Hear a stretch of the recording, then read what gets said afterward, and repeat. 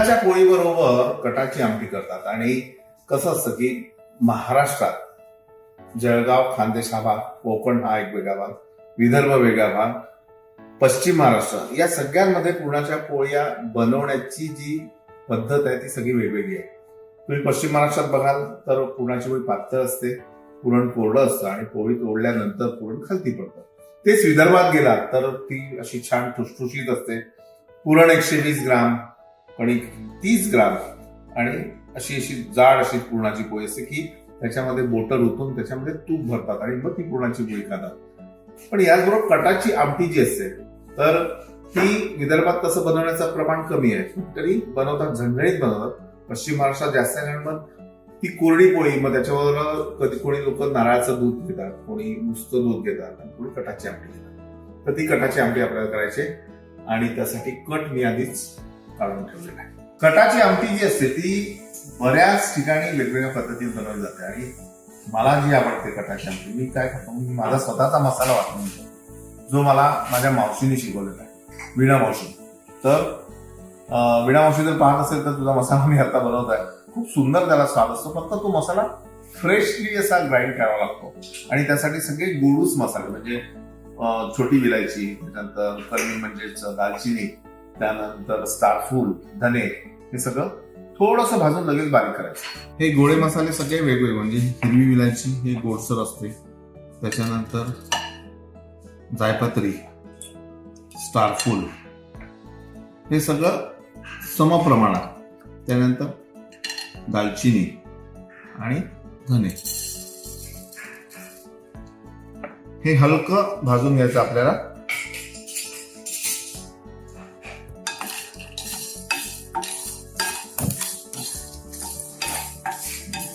रंग बदलायला नको.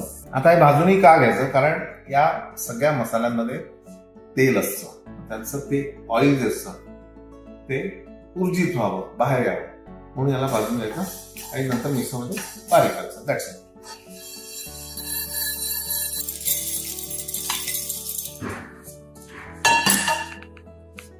तर वीणा मावशी स्पेशल असा हा मसाला वापरून तयार करायची कटाची आमटी. तेल, यामध्ये कांदे परतून घेऊ आणि कांदा परतताना मंद आचेवर परतात, जळायला नको, तो तांबूस व्हायला हवा, लालसर. हा जो मसाला म्हणजे आपण कांदा, काही ठिकाणी कांदा वापरतात, काही ठिकाणी वापरत नाही. कांदा वापरतानाही 2-3 गोष्टी आहेत. तर कांदा निखारात जाळून घेतात, खोबरं निखारात जाळून घेतात आणि मग त्याचा मसाला बनवून तो वापरतात. अशा वेगवेगळ्या पद्धती आणि पद्धत बदलली, चव बदलली तर मजा येते. म्हणून एक जरी पद्धत माहिती असेल तरी दुसरी पद्धत नेहमी एकदा करून बघा. आता याचं प्रमाण कसं घ्यायचं, तर साधारण एक अर्धा लिटर आपण जर समजा कट काढला असेल तर एक मध्यम आकाराचा कांदा तो कट करून घ्यायचा आणि खोबरंची अर्धी वाटी आणि त्यानंतर जो मसाला आपण वाटून घेतला तो पाऊण चमचा, एवढं असं प्रमाण तयार करायचं. मग त्याच्या चवीनुसार मीठ, गूळ, चिंच, साधारण एक 2 चमचे आलं होईल एवढं, त्यानंतर 2 चमचे लसूण, हा सुद्धा याबरोबरच परतून घ्यायचा.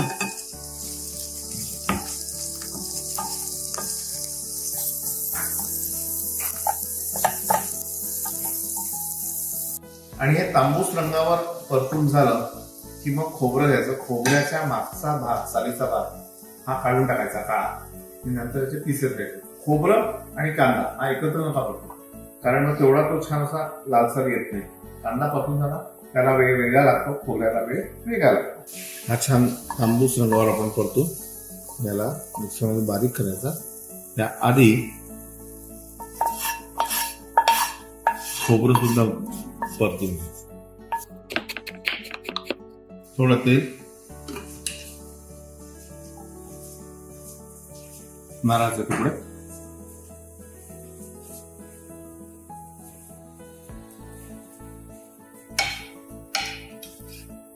याला छान तांबूस रंगावर परतून घ्यायचं.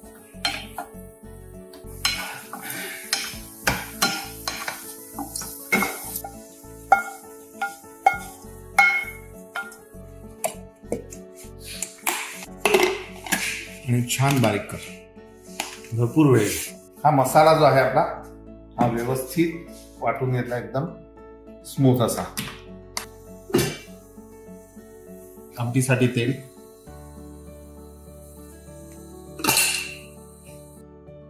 मोहरी,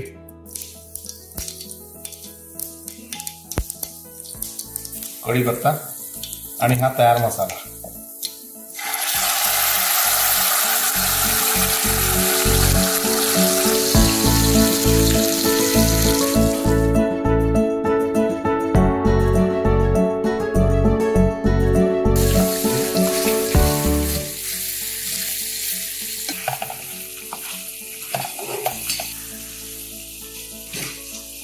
याला छान आपण तांबूस परतून घेऊ.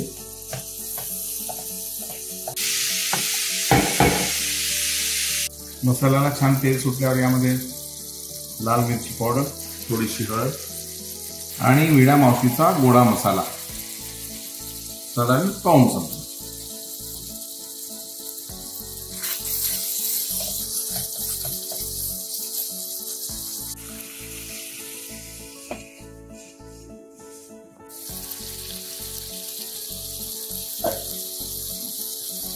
त्यामध्ये कट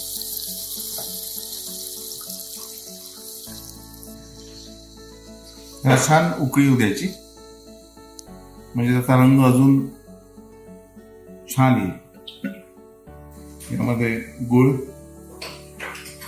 चिंचेचा कोळ आणि मीठ चवीनुसार.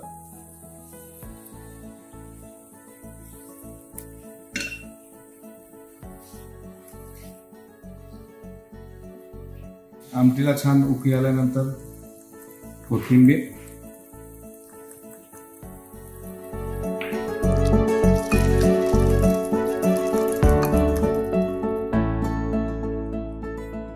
गरम भात आणि ही आमटी. मी नुसतं सांगून थांबणार, मी खाणार आहे, पण तुला सांगतो की या आमटीला एक वेगळा घाटदारपणा येतो का, कारण चण्याच्या डाळीचं पाणी असतं.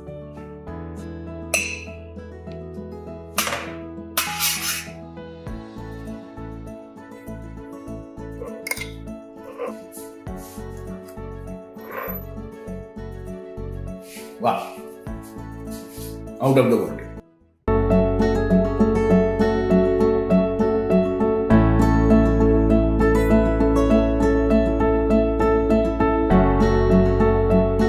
लवलवत्या जिभेच्या त्या टोकानं त्या पुरणपोळीला असं टंक मारावा की नंतर येणाऱ्या निद्रेला नसावा जागृतीचा किनारा कधीही. नेमकं हेच घडतं या पुरणपोळीच्या बाबतीत. यामध्ये जायफळ असते, त्यानंतर यामध्ये गूळ असतो, साखर असतं, आणि त्याच्यामुळे एक पुरणपोळी जर आमच्या विदर्भातली खाल्ली तर मस्त अशी झोप येते.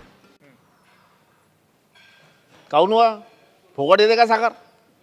अरे एवढी टाकावं लागते का? सॉरी. मास्टर रेसिपीजमध्ये सगळ्यांचं स्वागत. आमचा मध्ये असा चहा होत असतो आणि साखर वगैरे जास्त झाली की आमच्या बोलीभाषेमध्ये आम्ही असे संवाद साधत असतो. एनिवे, आता पुरणाची पोळी आपल्याला करायची आहे आणि पुरणाची पोळी म्हणजे माझा वीक पॉईंट आहे. संपूर्ण महाराष्ट्राचा काय, महाराष्ट्राच्या बाहेरची जी मंडळी आहेत की ज्यांना मराठी जेवण आवडतं अशा मंडळींचा वीक पॉईंट म्हणजे पुरणाची पोळी. तर ही पुरणाची पोळी शास्त्रशुद्ध पद्धतीने कशी करायची आणि सोपी कशी करायची ते आपण पाहू. साधारण 2 वाट्या चण्याची डाळ आपण भिजत ठेवली होती आणि ही भिजवायला 1.5 ते 2 तास ह्याला भिजत ठेवलं होतं आपण. आणि त्यामध्ये जेवढी डाळ तेवढंच पाणी आपण घालतो आहे. जेवढी डाळ तेवढं पाणी आणि अर्धी वाटी जास्त. पुरण शिजत असतानाच यामध्ये थोडीशी हळद घालायची.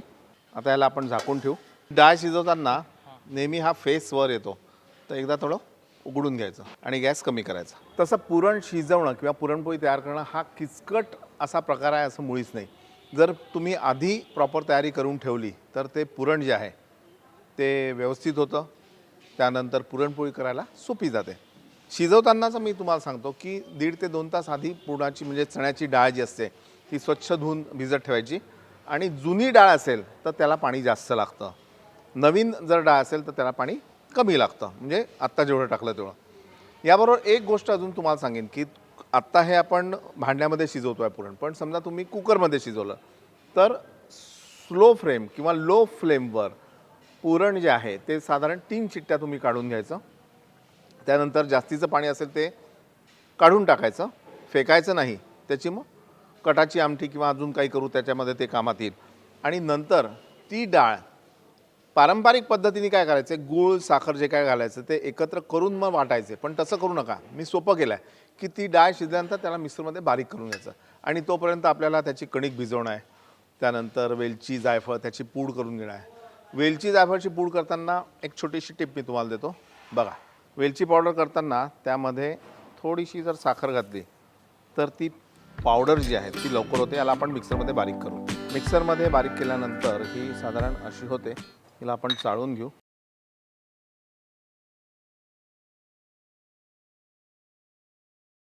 आणि नंतर ही जी सालं वर उरलेली असतात ही तुम्ही चहा पत्तीमध्ये जर घातली तर तुमच्या चहाला वेलचीचा स्वाद येईल. आणि तोपर्यंत आपल्याला याचं जे कव्हर आहे तर कव्हर म्हणजेच मैदा कणिक किंवा कणिक मैदा एकत्र किंवा नुसते कोणी कणकीचे बनवतात.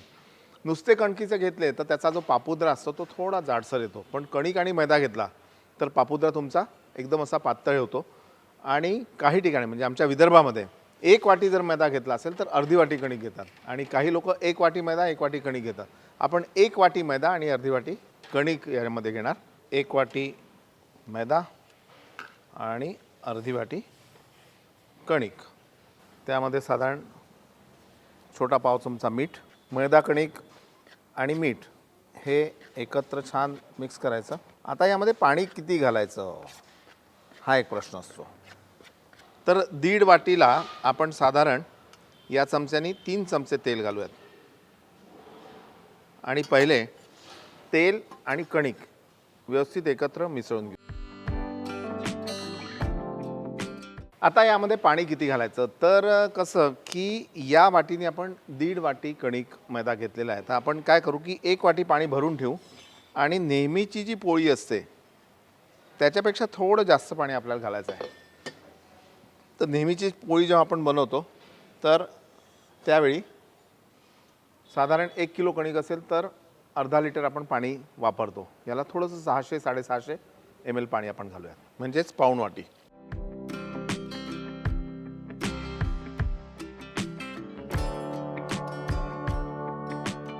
आता आपण अर्धं पाणी वापरलं. आता थोडंसं पाणी जास्तीचं जे मी म्हटलं ते वापरून ही कणिक आपण व्यवस्थित भिजवून घेऊ. थोडी अशी बघा एवढी सैलसर असावी ते. ही भिजल्यानंतर याला साधारण 1 चमचाभर तेल घ्यायचं आणि याने छान असं गोळा करून एक 10 मिनटं ही कणिक जी आहे ती आपण मुरत ठेवूया. आणि मी नेहमी म्हणतो की कणिक भिजवताना नेहमी तांब्याची किंवा पितळेची किंवा कास्याची अशी परात घेऊन त्यात भिजवायची, म्हणजे त्यातले जे मिनरल्स असतात तर ते मिनरल्स कळत नकळत आपल्या पोटात जातात. सिंपल. ह्याला आपण एक 10 मिनटं ठेवूयात आणि तोपर्यंत आपली डाळसुद्धा शिजेल. आता ही डाळ साधारण होत आली. ही बोटचेपी व्हायला हवी, म्हणजेच अशी घेतल्यानंतर ही अशी क्रश व्हायला हवी. हिला आपण काढून थंड करू.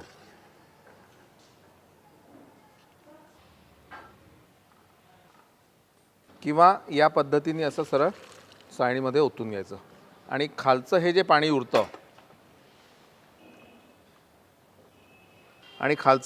उरतं यापासून तुम्ही कटाची आमटी किंवा मग भाजीचा एखादा प्रकार करत असाल त्यामध्ये हे पाणी वापरू शकतो आपण. या डाळीला आपण थोडं थंड करू आणि मिक्सरमध्ये बारीक करू. साधारण हे असं बारीक करून घ्यायचं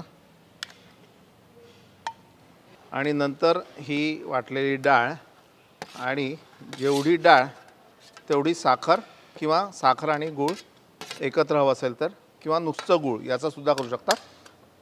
आपण साखर आणि गूळ एकत्र करू. अर्धी साखर आणि अर्धा गूळ आपण यात घालू.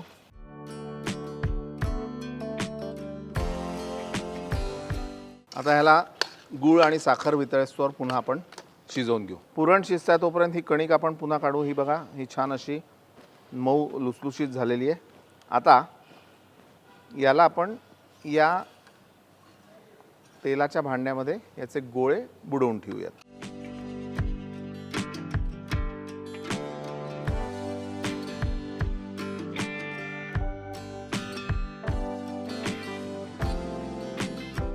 आमची आजी असं करून ठेवायची आणि मी तिला विचारायचो की असं का, तर म्हणे त्यांनी पोळी खुसखुशीत होते. आता हा गोळा साधारण 30 ग्रामचा गोळा आपण घेतोय आणि 30 ग्राम जर गोळा असेल तर साधारण एक 100 ग्राम पुरण त्याला लागतं.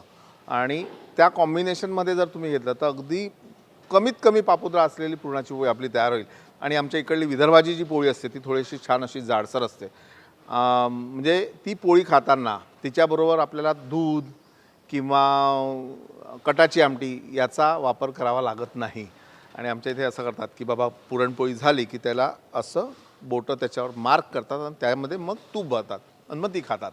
गूळ आणि साखर वितळल्यानंतर यामध्ये साधारण एक अर्धा चमचा तूप घालायचं, जेणेकरून पुरण जे आहे ते पोळीबरोबर पसरताना व्यवस्थित पसरल्या जाईल. यामध्ये आपण टाकू आता वेलची पावडर आणि जायफळ. गॅस बंद केला आपण आणि ह्याला आपण छान थंड करू. आता आपण तुम्ही पाहिलं असेल की डाळ मी वेगळी दळून घेतली आणि नंतर साखर मिसळली. काही लोक काय करतात की म्हणजे मी सुद्धा पूर्वी असं करायचो की डाळ शिजवल्यानंतर त्यामध्ये मग साखर गूळ घालायचं आणि त्याला पुन्हा आटवायचं मग वाटायचं. या प्रोसेसमध्ये तुमची मेहनत जी आहे ती थोडी कमी होते. कारण मिक्सरमध्ये जर आपण साखरेसकट किंवा गुळासकट जर डाळ बारीक करायला गेलो तर त्याला जास्त वेळ लागतो. ज्यावेळी आपण पोळी लाटतो तर त्यावेळी आपण पोळीबरोबर मैदा किंवा कणिक लावतो. तुम्हाला असं तर वाटत नाही ना मी की खूपच जास्त सांगतो आहे डिटेल, पण कसं आहे हे जर समजून घेतलं तुम्ही व्यवस्थित तर ती पोळी उत्तम होईल. तर कणिक किंवा मैदा न लावता त्याला तांदळाचं पीठ लावायचं. ते कारण यासाठी की तांदळाचं पीठ जड असतं आणि जेव्हा आपण पोळी लाटतो तर ते पीठ खालती पडतं, पोळीला चिटकून येत नाही. मैदा आणि कणकेचं तसं नसतं, ते त्याला चिटकून येतं. त्याच्यामुळे जेव्हा आपण पोळी खातो तर त्याला वरवर अशी कणिक किंवा तांदूळ याची मैद्याची पिठी लागली असते. आपण हे घेऊ. आता हा साधारण 100 ग्रामचा गोळा आहे आणि मागाशी मी तुम्हाला सांगितलं की ही जी लाटी आहे कणिक मैदा एवढा लुसलुशीत झाला पाहिजे. ही साधारण 30 ग्रामची.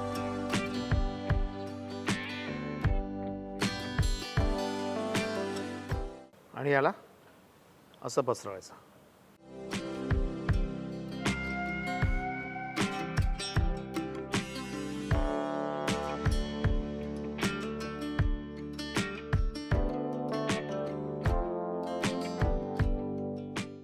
आणि हे असे छान उंडे भरून भरून आपण तयार करून घेऊ. तांदळाची पिठी,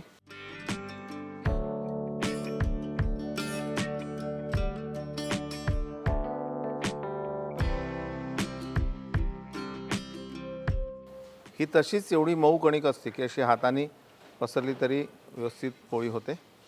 पण तरी आपण थोडंसं लाटून घेऊयात. अगदी एक लाटणं असं फिरवलं तरी ही पोळी तयार होते. आणि आता तुम्ही बघू शकता की हे पुरण तुम्हाला फक्त दिसतं आहे यावरचं.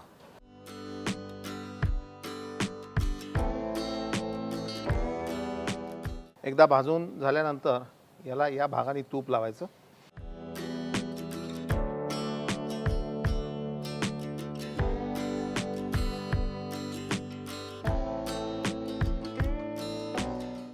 आणि मग दुसऱ्या भागाने, म्हणजे पोळी छान फुगते.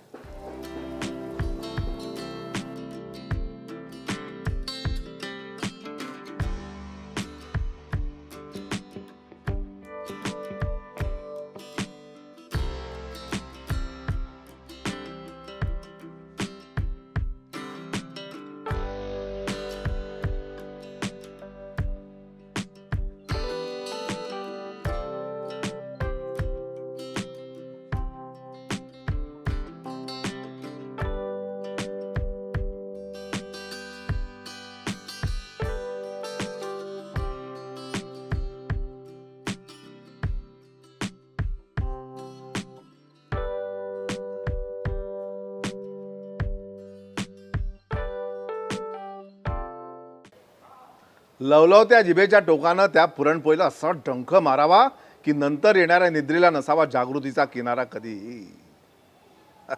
इथंच तर मेक आहे, खरंच मेक आहे.